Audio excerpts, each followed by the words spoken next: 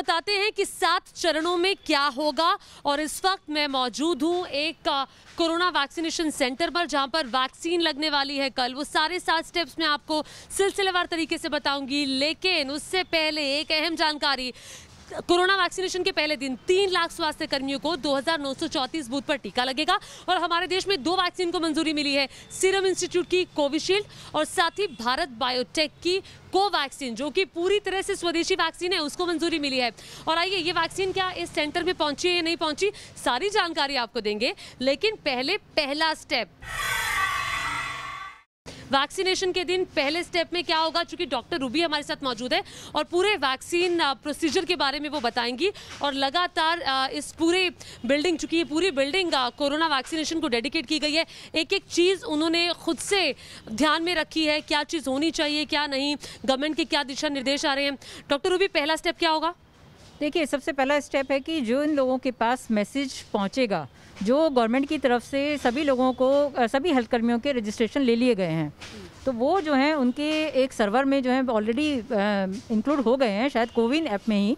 तो पर कोविन ऐप अभी पब्लिक के लिए, डोमेन के लिए ओपन नहीं हुआ है, परंतु जो है उसके थ्रू SMS एक डॉक्टर्स के पास आ रहा है, हेल्थ कर्मियों के पास आ रहा है। तो 4 चरण जैसे ड्राई रन के लिए आया जी, जैसे कि ड्राई रन के लिए आया था, वैसे ही आज भी उम्मीद है कि इस सेंटर पर, इस बूथ पर हमें 100 वैक्सीन कल लगने हैं।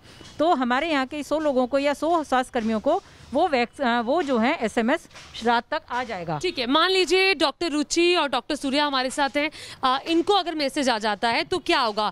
आप सबसे पहले इनका क्या चेक किया जाएगा डॉक्टर रूबी? सबसे पहले जो है इनको अपना मैसेज जो है, वही लोग बूथ पर आएंगे जिनको मैसेज आया है, सबसे पहले वो अपना मैसेज खोलकर दिखाएंगे। यहाँ पर जो है वेरीफायर बैठे होंगे, जो कि पुलिस की तरफ से होंगे और यूपी पुलिस के होम गार्ड या सिक्योरिटी गार्ड हो सकते हैं। ठीक है, यहाँ पे सबसे पहले मैसेज देखा जाएगा। और यहाँ पर मैं आपको बता दूं कि सरकार की तरफ से होम गार्ड्स बिठाए होंगे और अधिकारी मौजूद रहेंगे। और सबसे पहले इनके फ़ोन पे आया मैसेज चेक किया जाएगा। चूँकि ये डॉक्टर्स हैं, इनका रजिस्ट्रेशन ऑलरेडी हो चुका है और कभी भी इनको ये मैसेज आएगा तो वो आपको मैसेज दिखाना होगा। ये पहले स्टेप में। डॉक्टर सूर्या का भी ऐसे ही आप फ़ोन चेक करेंगे, मतलब मैसेज देखेंगे?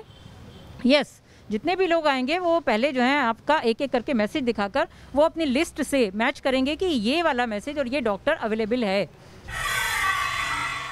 अब दूसरे स्टेप में डॉक्टर रूबी क्या होगा? दूसरे स्टेप में ये लोग जो हैं, क्योंकि जो ID प्रूफ के बिना किसी भी व्यक्ति को, किसी भी डॉक्टर या हेल्थ केयर वर्कर या कोई भी व्यक्ति को अंदर नहीं जाने दिया जाएगा, क्योंकि यहाँ पर है जो ID प्रूफ का वेरिफिकेशन बहुत इंपॉर्टेंट है। वो भी यहीं पे ही होगा? वो भी यहीं पर होगा, एक स्टेप में यहाँ पर होगा। तो ये जो जितने भी लोग बैठे होंगे, इनके पास लिस्ट है और इनके पास जो है उस ID प्रूफ की डिटेल भी होगी। अच्छा, उस ID प्रूफ की डिटेल पहले से, यानी कि डॉक्टर रुचि, जो आपने पहले से लिस्ट दी हुई है, आपने क्या, कौन सा ID प्रूफ दिया था? मैंने पैन कार्ड सबमिट कराया था अपना यहाँ पे, तो पैन कार्ड का इसमें इंफॉर्मेशन आई थिंक पहले से है। तो अच्छा, पैन कार्ड का इन्फॉर्मेशन पहले से। डॉक्टर सूर्या, आपने कौन सा ID प्रूफ दिया था? मैंने भी वही पैन कार्ड ही दिया था, इसलिए। अभी आप दिखाएंगे पैन कार्ड अपना, और मैं आपको दिखा दूं कि ये अभी इन्होंने एक लिस्ट हमें दिखाई थी। इस लिस्ट में बाकायदा अगर आप बहुत ध्यान से देखेंगे तो नाम है, बेनिफिशरी टाइप है, और फिर बेनिफिशरी नेम है, डेट ऑफ बर्थ है, age, locality, photo ID type, यानी कि जो आपने रजिस्ट्रेशन के वक्त अपना ID प्रूफ दिया था वही ID प्रूफ लेकर आपको बूथ पर आना है। अगर आप मान लीजिए कि आपने दिया था आधार कार्ड और आप लेकर आ गए पैन कार्ड, तो नहीं चलेगा, सेम चलेगा। तो अब देखिए, अब डॉक्टर रुचि अपना पैन कार्ड दिखाने वाली हैं और डॉक्टर सूर्या भी अपना पैन कार्ड लेके सामने हैं। चूँकि ये डॉक्टर्स भी हैं और डॉक्टर्स को भगवान कहा जाता है, और इनको प्रोटेक्ट करने की देखिए सबसे पहले ज़रूरत है, क्योंकि पेशेंट्स के साथ 2-4 इन्हीं को होना पड़ता है। पेशेंट्स के साथ रोज़मर्रा उनका मिलना होता है, हर पल मिलना होता है, उनका प्रोफेशन है, और इसीलिए इनके लिए बहुत ज़रूरी है, फ्रंट लाइन वर्कर्स के लिए बहुत ज़रूरी है। बिल्कुल बिल्कुल, फ्रंट लाइन वर्कर्स जो कि सारा दिन जो है, आप देखते होंगे कि कोविड मरीजों के साथ लगे हुए हैं और सबसे ज़्यादा हाई रिस्क पर हैं। और अगर आप मोर्टेलिटी भी देखें तो जो front line health care workers में ही मोर्टेलिटी भी ज़्यादा है, because of the more exposure. तो इसीलिए पहला वैक्सीन उन्हीं को लगाया जा रहा है। और देखिए, ID प्रूफ चेक होने के बाद आपका टेम्परेचर चेक होगा, और टेम्परेचर गार्ड भी चेक करेंगे? जी, यहाँ पर जो है टेम्परेचर की फैसिलिटी है, वो होम गार्ड के पास भी होगा और हमारे गार्ड के पास भी होगा। तो जिस व्यक्ति को भी, जिनका भी टेम्परेचर, अगर जो है किसी को फीवर है, तो उनको बिल्डिंग में अलाउ नहीं किया जाएगा। हाँ, अब डॉक्टर रुचि का आपने देखा कि पहले फ़ोन पे उनका रजिस्ट्रेशन चेक हुआ, फिर उनका ID प्रूफ देखा गया, और अब डॉक्टर रुचि का टेम्परेचर चेक हो रहेगा। अच्छा, ठीक है टेम्परेचर? ठीक है जी। ठीक है जी, टेम्परेचर ठीक है। अब डॉक्टर सूर्या आएंगे, उनका टेम्परेचर सिर्फ टेम्परेचर ही चेक होगा या बीपी या कुछ? नहीं, सिर्फ टेम्परेचर ही चेक होगा, क्योंकि जो कोविड वैक्सीन के लिए अगर जो है एडवर्स कंडीशन है वो सिर्फ जो है आपके फ्लू लाइक सिम्टम है, फीवर, जो कि आपके कोविड के सिम्टम्स हैं। जिन लोगों को अगर कोविड लाइक सिम्टम्स हैं उनको वैक्सीनेशन के लिए अलाउ नहीं किया जाएगा। जी डॉक्टर रुचि, कितनी एक्साइटमेंट आपको हो रही है? एक्साइटमेंट तो एक्चुअली बहुत है। ऑलमोस्ट 1 साल निकल गया कोरोना के साथ, हम लोग ऑलमोस्ट ऐसी सिचुएशन में फ़ाइट करते रहे हैं। वैक्सीन मिलने से at least we'll get some relief. I think सारे लोगों को मास्क से रिलीफ चाहिए और हमें भी चाहिए। और हाँ, मैं देख रही हूँ कि डॉक्टर रुचि ने एक डबल प्रोटेक्शन की हुई है और ज़रूरी भी है, क्योंकि हॉस्पिटल में वो लोग सारा दिन रहते हैं, डबल प्रोटेक्शन की ज़रूरत पड़ती है। देखिए 2 स्टेप हो चुके हैं, अब आइए तीसरे स्टेप के लिए आगे बढ़ते हैं। तो 2 स्टेप हो चुके हैं, तीसरा स्टेप है वेटिंग एरिया। वेटिंग एरिया में देखिए ऐसे वेट करना है जैसे इस वक्त रुचि एंड सूर्या बैठे हुए हैं। चूंकि डॉक्टर्स हैं और पहले डॉक्टर्स को वैक्सीन लगनी है, फ्रंटलाइन वर्कर्स को लगनी है। और आप देखिए वेटिंग एरिया और पूरे सोशल डिस्टेंसिंग के साथ बैठे हुए हैं। बीच में ये इस कुर्सी पर, इस पेज पर लिखा है कृपया यहाँ ना बैठें, मेंटेन सोशल डिस्टेंसिंग। तो पूरे सोशल डिस्टेंसिंग के साथ यहाँ बैठेंगे डॉक्टर रूबी? बिल्कुल, यहाँ पर हमने जो उस वेटिंग एरिया का अरेंजमेंट किया गया है वही गाइडलाइंस भी हैं और वही जो है प्रॉपर भी है कि social distancing means physical distancing के साथ ही लोगों को बैठना है, जिससे कि कोई भी क्रॉस इन्फेक्शन नहीं हो सके। ठीक है, तो ये स्टेप 3 है। अब स्टेप 4 के लिए चलिए आगे बढ़ते हैं और स्टेप 4 में क्या होगा देखते हैं। यानी कि ये चौथा चरण है स्टेप 4 के लिए। यहाँ पर डॉक्टर रूबी क्या होगा? यहाँ पर जो है, यहाँ पर जो स्वास्थ्य कर्मियों की जो गवर्नमेंट के अनुसार जो टीम आई है उसमें जो है यहाँ पर 2 लोग बैठे होंगे। एक होगा वेरीफायर और दूसरे होंगे वैक्सीनेटर।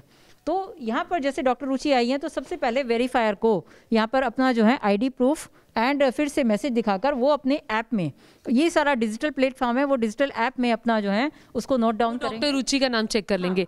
तो ये वेरीफायर हैं, आप क्या चेक करेंगे फ़ोन पर? सबसे पहले हम इनका गवर्नमेंट आईडी प्रूफ चेक करेंगे, जो कि आधार कार्ड हो सकता है, पैन कार्ड हो सकता है, ड्राइविंग लाइसेंस हो सकता है। उसके बाद सरकार की तरफ से इनके पास एक मैसेज आया होगा, वो मैसेज हम चेक करेंगे। उसके साथ साथ सरकार की तरफ से हमें एक ऐप प्रोवाइड कराई गई है जिसका नाम है कोविन।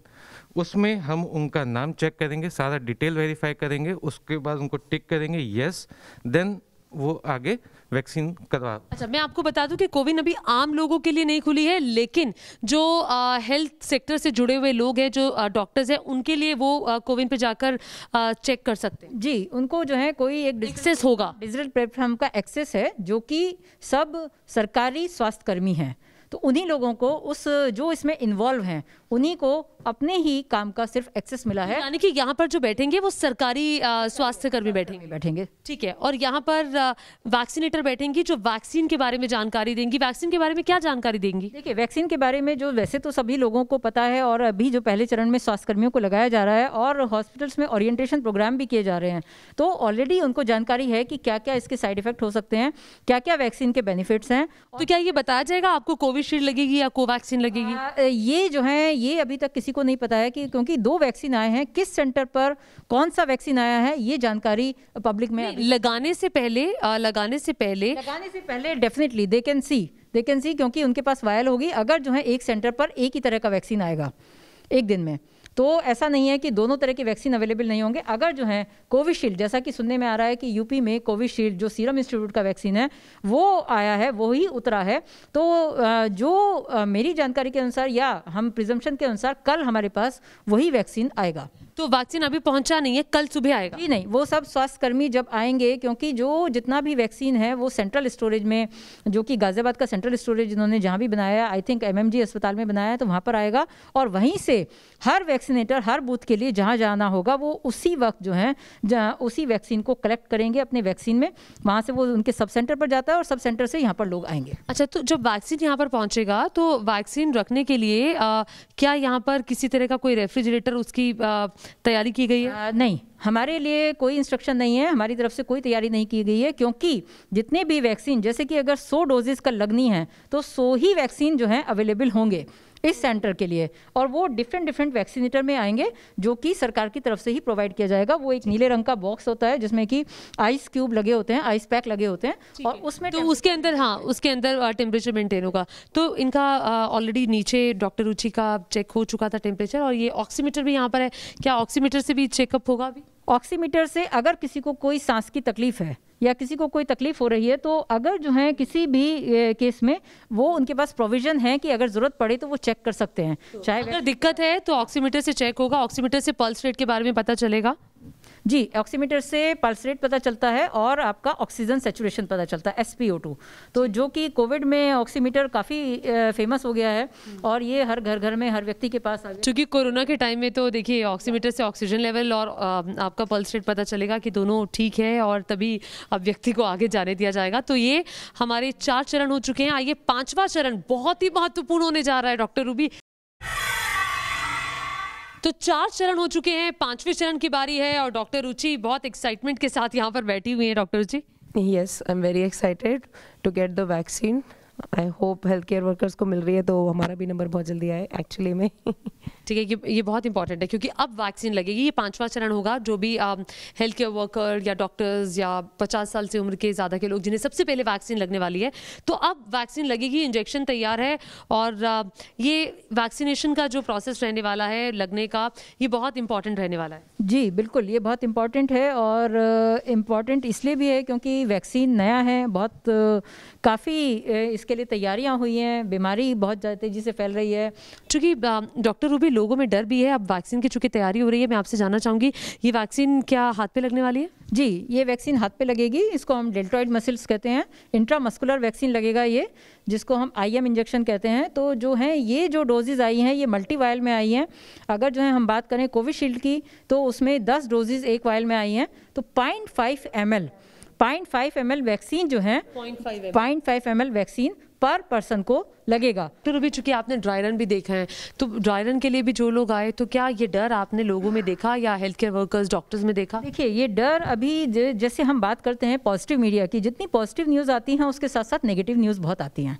तो ये जो है पैरेलल चलेगा और ये अभी शायद और ज़्यादा इस तरह की अफवाहें हो सकता है कि आए कि वैक्सीन से नुकसान हो सकता है या जब आपका नंबर आएगा तो आपको डर लगेगा? नहीं, बिल्कुल नहीं। मैं जो है अपने हमारे सारे हॉस्पिटल में इवन हम लोग ओरिएंटेशन प्रोग्राम भी कर रहे हैं अपने पूरे हेल्थ केयर वर्कर के लिए, पूरा प्रोसीजर समझाने के लिए और इम्पॉर्टेंट सिर्फ इसी बात के लिए कि उनको डरना नहीं चाहिए, क्योंकि डर का कोई मतलब नहीं है। जैसे डॉक्टर रुचि, और वैसे कहा भी जाता है कि देखिए डर के आगे जीत है और यहाँ पे अगर आप डर गए तो फिर दिक्कत हो जाएगी। डरने की कोई ज़रूरत नहीं है। लगातार न्यूज़ नेशन भी आपको बता रहा है कि डरने की कोई ज़रूरत नहीं है। 5वां प्रोसेस आपने देखा, अब 6ठे प्रोसेस में क्या होगा?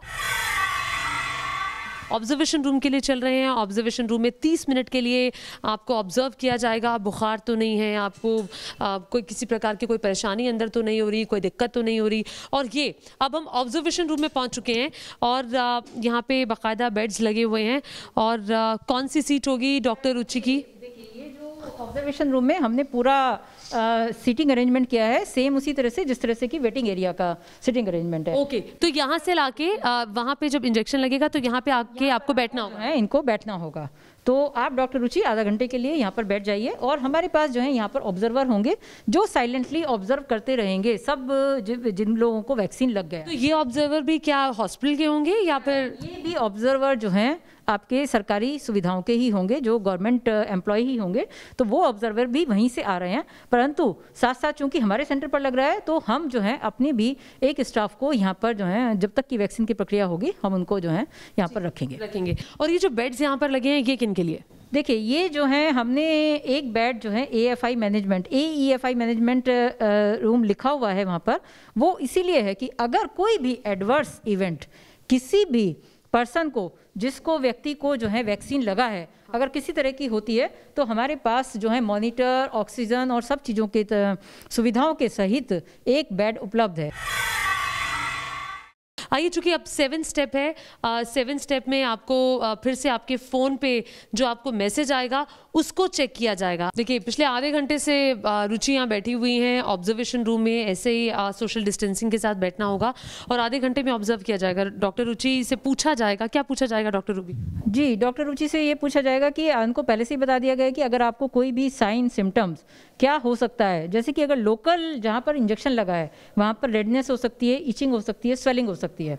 सो ये जो है लोकल साइन एंड सिम्टम है। और जो जनरलाइज साइन एंड सिम्टम होते हैं वो हो सकता है कि इनको कोई घबराहट हो रही हो, इनको थोड़ा सा जो है शिवरिंग हो रही है, या आपको जो है कोई भी और चक्कर आ रहा है, या आपको गिडीनेस, किसी भी तरह की गिडीनेस और सांस लेने में दिक्कत हो रही है।